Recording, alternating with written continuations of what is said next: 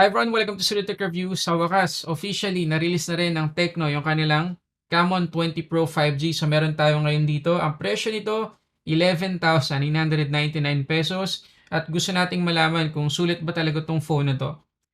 Pero bibigyan ko na kayo ng spoiler ha. Sobrang nagustuhan ko tong phone na to. Para sa akin sulit talaga siya. Pero gusto ko ilatag sa inyo yung mga reason kung bakit siya sulit at kung bakit ito dapat bilhin. Pero syempre gusto ko pa rin isama sa review na to yung ilan sa mga downside na nakita ko or mga bagay na kailangan pang improve ng Tecno sa susunod ng mga common phones nila. Pero tutok muna tayo dito sa Tecno Camon 20 Pro 5G. Samahan nyo ako, unbox muna natin.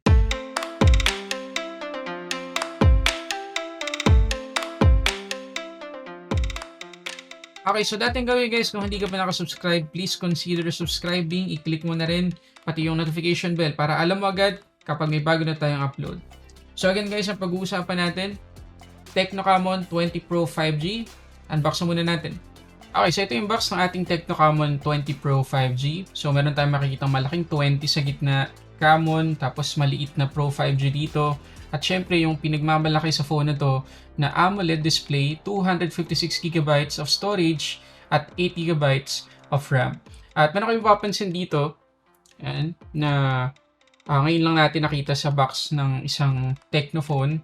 Ang nakalagay dito ay Muse Design Awards 2023 Gold Winner. So yung design nitong Tecno Camon 20 Pro 5G ay nabigyan guys ng awards dahil sa sobrang ganda ng pagkakagawa nila sa phone na to. Okay, at makikita ninyo yung prism patterns ng Camon 20 Pro 5G, makikita natin dito sa loob ng circle at kahit dito sa mga gilid. And meron tayong hint ng itsura ng design ng likod ng phone na to. At ganoon din guys, syempre sa likod, kagaya pa rin ng dati, makikita natin ang ilan sa mga top specs ng phone na to. Kasama na nga dyan yung kanyang 64 megapixels na merong OIS or Optical Image Stabilization. Okay, take note, hindi yan EIS guys na ma-generate electronically. Ito, Optical Image Stabilization. Ibig sabihin, built-in talaga yung stabilization ng kanyang main shooter. 120Hz yung kanyang AMOLED, Dimensity 850 yung kanyang chipset, at meron siyang 32 megapixels na selfie camera. Okay, so open na natin yung box. Wala naman na tayo makikita dito. Itanggalin lang natin yung sticker dito sa kilid at pwede na nating buksan yung box. Okay, so unang bubungad sa atin ay syempre yung ating 20 Pro 5G na nakabalot pa rin sa isang printed na plastic. Ayan. Okay, top specs pa rin dito sa baba. At gusto ko na ipakita sa inyo yung mismong design ng phone na to. So tanggalin na natin ng plastic. Pero bago ko makalimutan, meron dalawang colorway itong 20 Pro 5G Dark Welkin at saka itong i-review natin ngayon na Serenity Blue. Okay, so ito na guys yung ating Serenity Blue. Guys, grabe yung ginawa dito ng Tecno. Sobrang ganda talaga. So again, geometric prism patterns yung meron tayo dito.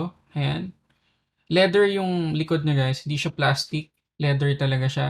Tapos ayun nga, meron mga guhit-guhit na talagang ano siya, naka-engrave talaga.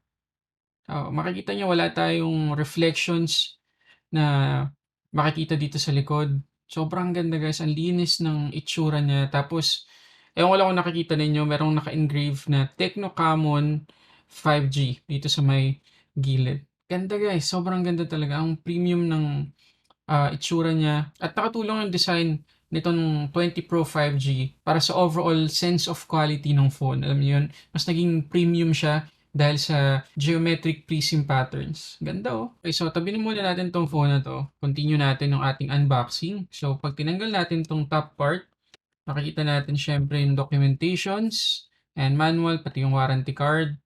At meron tayong case dito. Hindi siya jelly case, hard case siya. Ang social ng phone, ng ano na to, ng phone na to. Itong gilid, medyo malambot, para siyang jelly. Pero yung mismong likod, hard, ano siya, hard case, para siyang TPU. Tapos, ano siya, frosted. Ayan o. Ganda. Ganda ng nilagay nilang case dito. So, try nating ilagay para magkaroon kayo ng idea sa itsura niya. Mas gumanda yung phone actually. Ganda. Pero at the same time, kita pa rin yung patterns sa likod. So, galing. Tanggalin ko muna para mapag-usapan natin ng mas madali yung design niya mamaya. Okay? Tapos, dito sa ilalim, nakikita natin ng 33 watts na charging brick na naka-USB-A port pa rin. Tapos meron tayong maliit na lalagyan dito. Yan. Meron tayong earphones, tapos yung USB A to USB-C cable, at meron tayong SIM ejector pin. Okay, so ngayon na unbox na natin itong Camon 20 Pro 5G. Again guys, yung kanyang design, grabe, ginalingan talaga ng Tecno. Gustong gusto ko siya primarily dahil hindi siya glossy, hindi siya fingerprint magnet or alikabok magnet. Talagang leather, tapos ang ganda nung design. Kaya nga siya may award, di ba? Sobrang elegante. So, nakakatuwa lang. Pero tingnan natin ang bawat side para mas maging familiar pa kayo sa itsura niya. Okay, so makikita ninyo yung kanyang camera module. Kakaiba din yung shape. So, good job sa Tecno for stepping up kasi usually, sobrang common ngayon na square yung ating camera module. So, dito iba. Tapos ayun nga, leather yung ating likod. Meron tayong naka-engrave dito na Tecno Camon 5G. Flat yung ating sides, kagaya pa rin dati. Meron tayong volume up and down buttons dito sa may right side. Tapos dito naman sa may left side yung ating SIM tray. So silipin natin kung meron pa tayong lalagyanan dito ng micro SD card. Okay, so good news guys, dito sa isang part or dito sa isang side ng kanyang SIM tray, meron tayong lalagyanan ng micro SD card. Sa kabilang side naman, dual SIM. Dito naman sa may ilalim, makikita natin ang main speaker natin, USB-C port, main microphone, at meron tayo guys, headphone jack. Dito naman sa taas, yung ating secondary speaker at secondary mic. At dito sa harap, makikita natin ang ating punch hole selfie camera at meron na tayong pre-installed na screen protector. Pero alam nyong nakapagpabilib talaga sa akin sa una kong pag-boot dito sa phone na to, yung kanyang chin, yung kanyang forehead, at yung dalawang side, pantay na pantay. Nakakabilib na sa ganitong presyo. Ayun no, pantay na pantay yung bezel natin. So, sobrang premium talaga na itsura. Kasi kung sa ibang phone brand natin ma-experience yung ganitong klase ng bezel na pantay lahat, ay, ang mahal nun. Siguro, abuti ng mga 20k yun. Pero dito, 11,999 pesos lang. Ngayon, pagdating sa haptics niya, sa totoo lang, hindi ko nagustuhan. Ito yung medyo nakadisappoint sa akin. Kasi for 12,000 pesos, dapat better yung haptics na makukuha natin. Pero dito sobrang basic lang. Talagang gusto ko siyang i-off agad-agad. Okay, ngayon naman, pag-usapan lang natin ng kaunti yung quality ng kanyang dual speaker. So, una sa lahat, nakakatuwa, dual speaker yung nilagay nila dito. Pagdating sa maximum volume, masasatisfy ka kasi malakas talaga. However, pagdating dun sa quality kapag naka-max yung volume natin, may naririnig akong konting distortion, tsaka unnecessary vibration. Kaunti lang naman. Pero at least alam nyo na kapag naka-max tayo, nakapatugtog or nanonood dito, kapag na-feel nyo yung likod, may vibration ng kaunti na medyo siguro sa ilan, hindi naman sa lahat, medyo nakaka-annoy. Ngayon pagdating sa display, meron tayo ditong 6.6 to 7 inches. AMOLED guys, hindi siya IPS LCD. AMOLED, tapos Full HD Plus resolution at 120 Hz yung ating max refresh rate. Good job, Tecno. Ngayon, pagdating sa color reproduction ng display nitong Tecno Camon 20 Pro 5G, goods sa goods, napaka-vibrant kasi nga AMOLED. Tapos, for the most part, accurate yung colors, so hindi na-compromise ng Tecno yung quality ng display natin. So, ma-enjoy natin kapag nanonood tayo ng videos, ng movies, kasi hindi bluish, hindi maputla yung kulay natin. Talagang high quality. At kung gusto natin i-customize or timplahin yung kanyang color, pwede tayong pumunta sa display settings, tapos meron tayong color style dito. Pwede nating i-adjust yung color temperature. Pwede rin nating mas gawing vibrant pa yung kanyang color reproduction. Piliin lang natin tong bright color. At kung sakali namang nasa labas tayo at nakukulangan tayo sa kanyang brightness, pwede naman nating enable yung high brightness mode. Pagdating naman sa kanyang refresh rate setting, meron tayong apat na option: Auto, 60, 90 at 120. Pero take note lang, kailangan improve to ng Tecno sa mga susunod nilang software updates. Yung 120 Hz, supposedly kapag pinili natin yan, dapat nakalock tayo all the time sa 120 Hz. Hindi siya bababa to 60. Pero yung behavior ng auto switch ay same na same dito. So medyo nonsense to sa ngayon. Kailangan nila ma-fix yan. So dito muna tayo sa auto switch. Kapag naka 120 Hz at wala tayong ginagawa, bababa siya to 60 Hz, which is good para sa ating battery life. Mas tipid siya sa battery kung tutuusin. Tapos dito sa DRM info, makikita ninyo na yung ating Widevine security level, level 1. So, makakapag-play tayo ng mga full HD content. At para lang makasigurado tayo, dito sa Netflix application, makikita ninyo na yung kanyang max playback resolution, full HD pa rin. Tapos ang nakakatuwa dito sa ginawa ng Tecno, sa UI or sa interface ng Camon 20 Pro, 5G, talagang mas planchado 'to compared noon. Makikita ninyo na sobrang smooth. Unang-una sa lahat, napaka-smooth talaga ng, kanyang display. Damang-dama mo na 120 hertz yung kanyang refresh rate, maganda yung touch response rate niya, talagang walang delay. Pagkatapos, kapag pinuntahan natin yung quick settings, makikita ninyo na sobrang ganda ng improvement nila dito. Hindi lang yung brightness yung ma-adjust natin dito sa, quick settings, pati na rin yung sound. So, hindi natin kailangan pindutin palagi yung physical buttons. Kung gusto natin mag-adjust ng sound, dito lang pwede na. Yung brightness, nandiyan na rin. Tapos, ang dami pa natin pwede ditong mapindot, kagaya pa rin ng nakasanayan natin. At syempre, mas malaking tulong ngayon yung ating dark mode kasi nga AMOLED to. Speaking of settings, dito naman sa mismong settings page, makikita ninyo na planchado na rin. Yung mga icons, mas maganda. Meron na tayong groupings depende sa mismong gusto nating baguhing settings. So, ang galing ng ginawa nila. Talagang mas malinis ngayon, mas professional, mas elegante yung itsura, hindi lang sa labas, kundi pati sa loob. Pagdating sa performance, naka-Android 13 na tayo dito out of the box. Dimensity 8050 yung ating chipset. Yung ating physical RAM ay 8 GB, yung ating extended RAM ay hanggang 8 GB. So, technically, hanggang 16 GB of RAM yung pwede nating magamit dito. At yung ating ng storage ay 256 gigabytes na. Ito yung ating MEMFusion. So kapag in-enable natin, yan, pwede tayo mamili ng 3, 5, or 8 gigabytes na extended or virtual RAM. Ayan. Pero again, huwag nyong i-on kung hindi nyo naman talaga kailangan para hindi ma-compromise yung performance. At para mapatunayan yan, tingnan natin ng mga Antutu benchmark scores. So ito guys, yung nakuha nating score sa Antutu 684,196. Isipin nyo yun guys, lampas 500,000 yung nakuha nating score. So maganda talaga yung performance ng phone ito para sa presyo niya.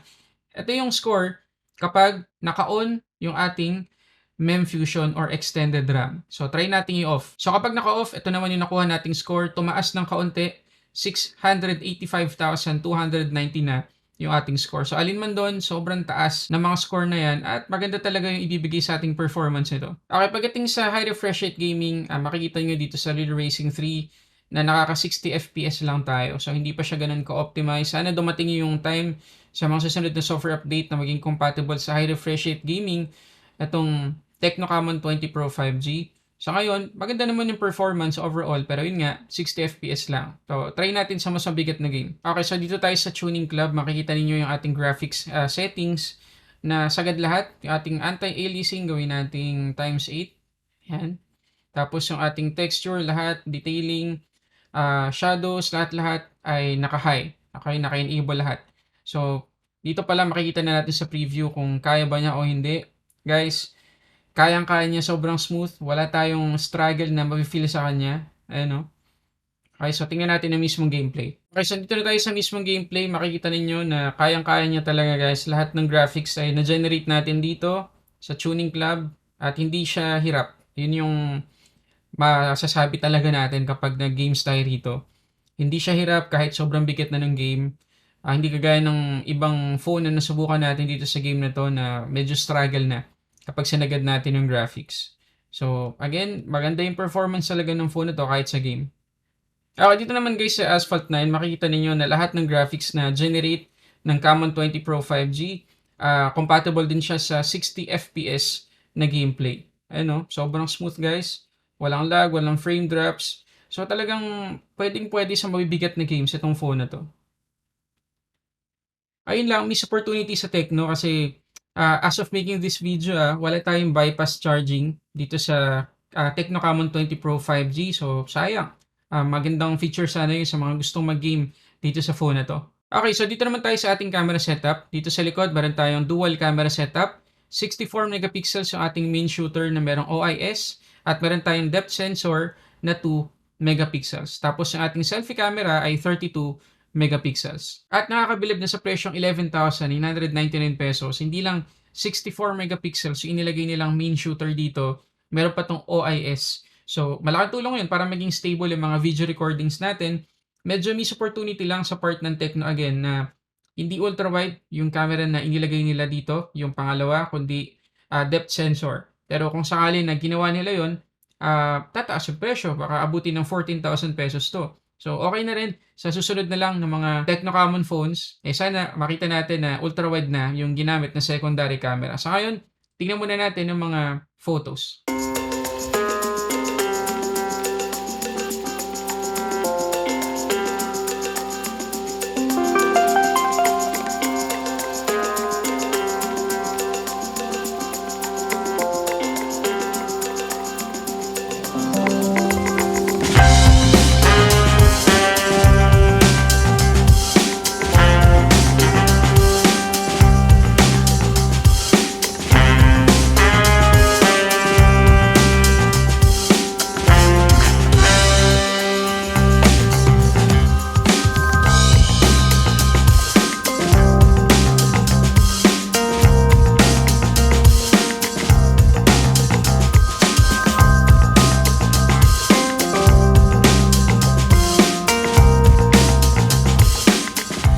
Okay, so ito yung ating 2K 30 frames per second na selfie video recording dito sa Tecno Common 20 Pro 5G. So wala tong stabilization ngayon or EIS. Kapag ino natin yon, madadown scale ng resolution to 1080p. So try natin maya maya. So tingnan nyo muna yung stabilization by default kapag naka 2K tayo na resolution. Ayan. Okay, so switch tayo ngayon sa 1080p na merong ultra steady mode.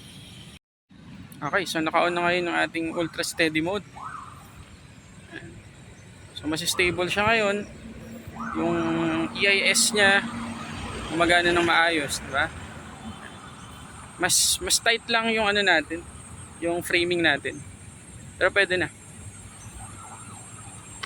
Ngayon, pagdating naman sa kanyang battery, meron tayong 5,000 mAh na capacity at 33 watts yung ating charging speed. Ngayon, para lang mabigyan ko na idea sa battery consumption ng phone na to, so after ng ating wildlife stress test, makikita ninyo na medyo malaki-laki yung nabawas sa kanyang battery. 13% yung nabawas. From 61, naging 48% na lang. At ang medyo alarming dito ay yung kanyang thermals, kasi from 35 degrees, umabot tayo guys ng 52 degrees. So, hindi lang basta-basta mainit. Mainit talaga yan. So, hini-hini pa rin tayo sa paggamit sa phone na to, lalo na sa mga games. Pero kung typical usage lang, kagaya ng social media, pag-take ng photos or videos, wala na magiging problema. Pero kung magkapatakbo tayo dito ng mabigat na mga games or application, ayun, medyo madali pa siyang uminit. At kapag uminit, mainit talaga.